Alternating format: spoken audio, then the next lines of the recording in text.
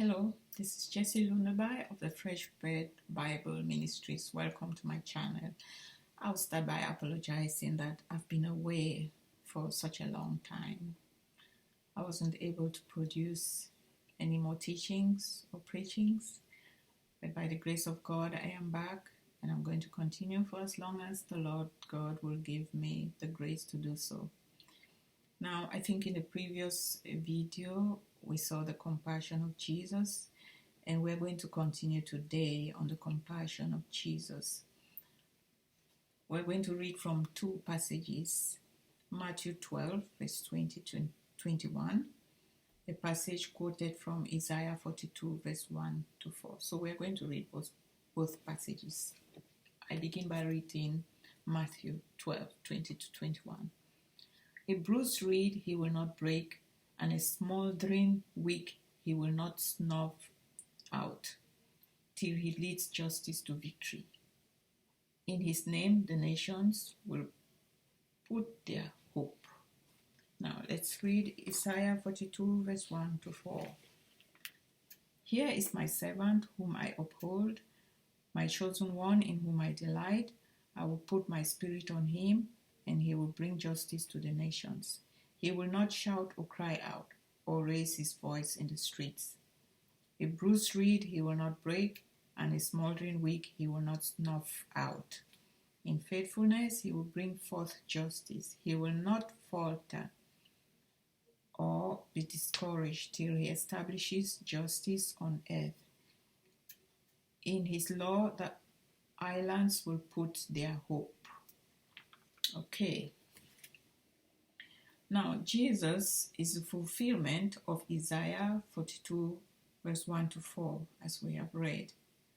Jesus is gentle. He's the one Isaiah talked about, and Isaiah meant that he will not harm those who are weak and suffering, those who are spiritually, physically, or morally weak.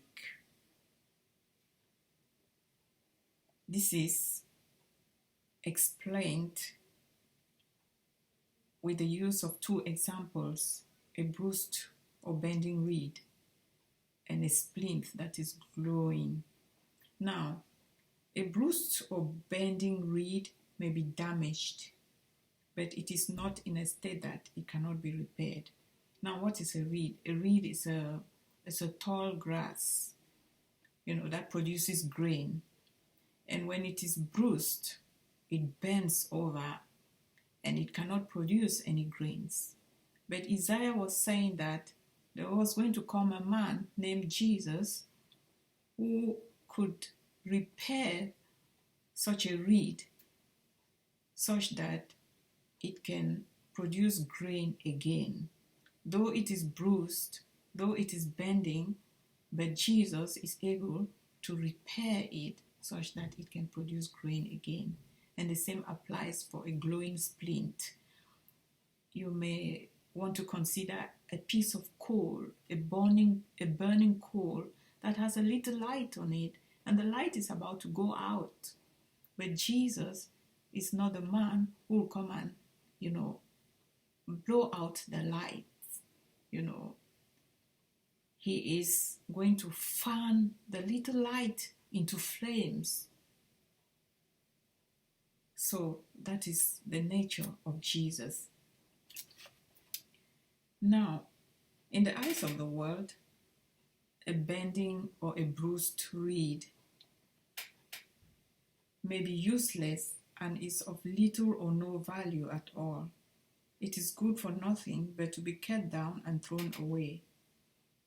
In the world, we see many bruised people who have been wounded physically, emotionally, or spiritually. Such people are weak. They are considered to be good for nothing, but not so far as God is concerned. This is because Jesus is the fulfillment of the prophecy of Isaiah 42, verse 1 to 4, which says that a bending reed he will not break. The prophecy talks about the fact that,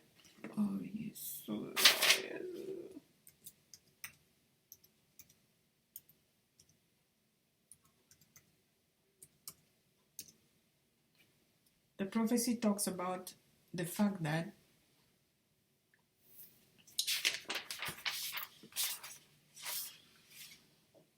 Jesus is tender, he is compassionate, and cares for the weak and downtrodden. Examples of bruised reeds in the Bible are the man in Matthew 12 whose shriveled hand Jesus cured. This man had a problem with his arm, but Jesus cured that problem. The woman in John chapter 8 who was caught in adultery and had to be stoned, but Jesus saved her from stoning and forgave her sin. The woman with the issue of blood or the bleeding disease in Luke chapter 8, whom Jesus restored. Even Peter, one of the disciples, was a bruised reed after denying Jesus, but Jesus lovingly and gently restored him to fellowship after his resurrection. Time and again we see Jesus taking care of the bruised reeds of the world. Isaiah 53 verse 5 says, "He was bruised for our iniquities." That is, he was bruised for those bruised by sin. This means that he will not send away anyone who comes to him. He is there for you. Do you have any problems? Do you consider yourself to be a bruised reed or a glowing splint? Your fire is about to go out. Jesus is waiting for you with wide open arms. He is there to help you. If you don't know him, you may start by asking him to come into your life and to help you. That is a good way to begin your walk with Jesus and to experience how compassionate and loving he is.